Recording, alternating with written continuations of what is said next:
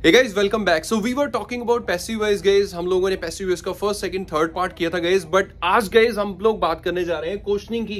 Passive voice में questioning भी की जाती है। अभी तक हम लोगों ने बात की थी सिर्फ रिप्लाईज की। जैसे आप कहते हैं कि काम हो रहा है तो हम बोलते थे वर्क इज बीइंग डन।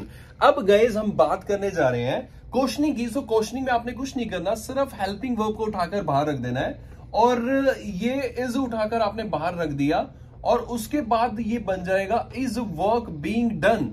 इसका मतलब हो जाएगा क्या काम हो रहा है। सो हो रहा है तो वर्क इज बीइंग डन, और अगर नहीं हो रहा तो आप बोल देंगे work is not being done. Right, जैसे आपने मुझसे पूछा इज क्लास बीइंग टॉट, मैंने कहा yes class is being taught, और नहीं पढ़ाई जा रही तो class is not being taught. जैसे हम घर पे पहुंचते तो मम्मा से पूछते हैं मम्मा खाना बन रहा है क्या, खाना बन रहा है क्या। So is food being prepared. So आपकी मम्मा आपको रिप्लाई देती है yes food is being prepared, खाना बन रहा है। राइट गाइस, और अगर खाना नहीं बन रहा तो food is not being prepared. ऐसे ही गाइस अगर पास्ट की बात है तो हम वोज को उठाकर बाहर रख देंगे। राइट, सो उस केस में हो जाएगा was work being done.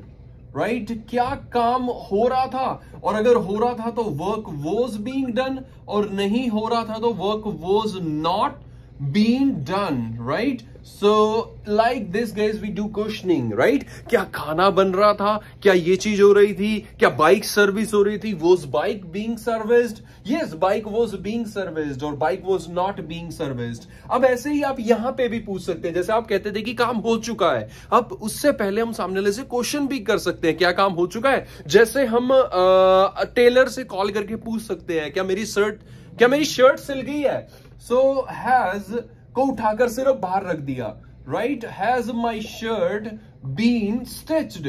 Right, क्या मेरी शर्ट सिल चुकी है, has my shirt been stitched. फिर वो आपको बता देगा yes your shirt has been stitched, और अगर वो नहीं सिली तो वो कहेगा your shirt has not been stitched, आपकी शर्ट नहीं सिली। राइट, और अगर आपने क्वेश्चन ऐसे पूछना है क्या ये काम हो चुका था, हैड वर्क बीन डन, क्या मेरी शर्ट सिल चुकी थी, had my shirt been stitched, yes your shirt had been stitched, और नहीं सिल चुकी थी तो your shirt had not been stitched, आपकी शर्ट नहीं सिल चुकी थी। कुछ इस टाइप से हम इसे यूज करेंगे। सो कहने का मतलब दीज आर द 4 सेंटेंसेज। समझ रहे हैं गाइस, मतलब कि क्वेश्चनिंग भी आनी चाहिए। सो हमें सामने वाले से पूछना भी आना चाहिए क्या चाय बन रही है, इज टी बीइंग प्रिपेयर्ड, क्या सड़क बन रही है, इज रोड बीइंग कंस्ट्रक्टेड। और अगर ये पूछना है कि काम हो चुका है सो हैज वर्क, अगर पहले हम लोग रिप्लाई देते थे वर्क हैज बीन डन, अब हम क्वेश्चनिंग करेंगे हैज वर्क बीन डन क्या।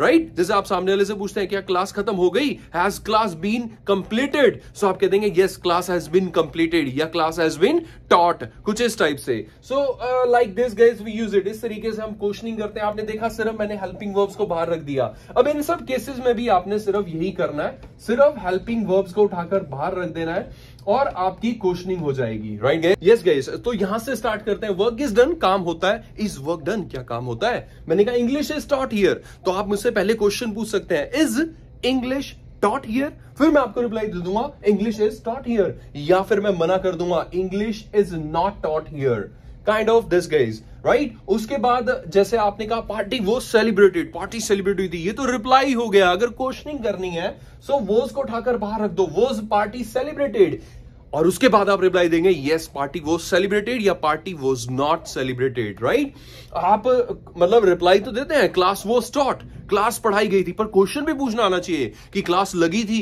हम बोलते हैं ना क्लास लगी थी या क्लास पढ़ाई गई थी, बात एक ही है। So was class taught, so class was taught, class was not taught, like this guys. So future के लिए भी गाइस आपने क्या करना है, सिर्फ विल को उठाकर बाहर रख देना है। विल क्लास बी टॉट, क्या क्लास पढ़ाई जाएगी, सामने वाला बता देगा yes class will be taught, class पढ़ाई जाएगी।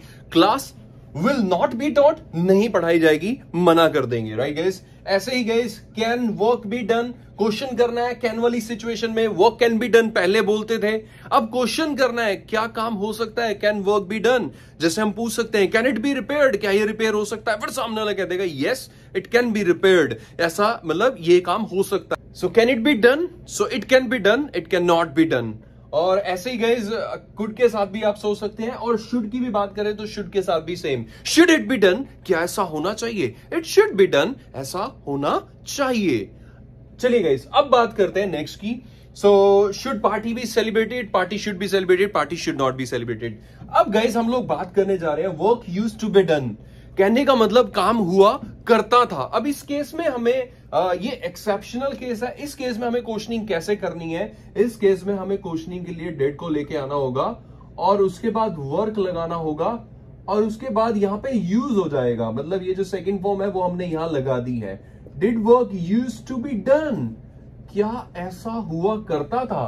गाइज मैं आपको एक बात बताता हूं, ये एक ऐसा सेंटेंस है जो मैंने बहुत सारे टीचर से भी पूछा है। जैसे बहुत सारे लोग मेरे इंस्टीट्यूट में जॉब के लिए आते थे तो मैं उनसे अक्सर इस सेंटेंस को पूछ लेता था, क्योंकि ये सेंटेंस थोड़ा सा माइंड बॉगलिंग है। कभी कभी मतलब बहुत सारे लोग इन चीजों पे गौर नहीं करते कि इसका क्वेश्चन कैसे बनेगा। Work used to be done, तो क्या हम यूज को उठा के बाहर रख दें, use work to be done, no, ऐसा doesn't make sense. So did work used to be done, क्या काम हुआ करता था, राइट? जैसे मैंने कहा क्या यहां इंटरनेशनल मैचेस खेले जाते थे, did international matches used to be played here, फिर सामने वाला रिप्लाई देगा yes international matches used to be played here, right? जैसे मैंने कहा क्या यह इंग्लिश पढ़ाई जाती थी, मैं अक्सर पूछ लेता था ये सेंटेंस, क्या यह इंग्लिश पढ़ाई जाती थी, मतलब सामने टीचर की नॉलेज चेक करने के लिए कि भाई उसने कितनी रिसर्च कर रखी है, कितनी मतलब कितनी जानकारी रखता है वो बंदा इंग्लिश को लेकर। तो मैं अक्सर पूछ लेता था क्या यह इंग्लिश पढ़ाई जाती थी, इसको इंग्लिश में कैसे बोलेंगे, कंफ्यूज। बहुत सारे लोग जवाब नहीं दे पाते थे, बट आपको मैंने सिस्टमेटिक तरीके से बताया कि इट्स एन एक्सेप्शनल केस। और जब हम यूज्ड टू की सिंपल ग्रामर को अगर आप मेरे वीडियो में देखेंगे तो हमने सिंपल ग्रामर में भी इसका स्ट्रक्चर किया है। Did you use to action, I used to action, I didn't use to action. मतलब कि अगर रिप्लाई में सेकंड फॉर्म है तो क्वेश्चनिंग में डिड आ जाता है, तो हमें सेकंड फॉर्म नहीं लगानी। चलिए guys, so did work used to be done, क्या काम होता था। Did English used to be taught, English used to be taught, English didn't. Work ऐसे ही वर्क, डिड नॉट, अब डिड नॉट लग गया तो उसके बाद हमें सेकंड फॉर्म नहीं लगानी।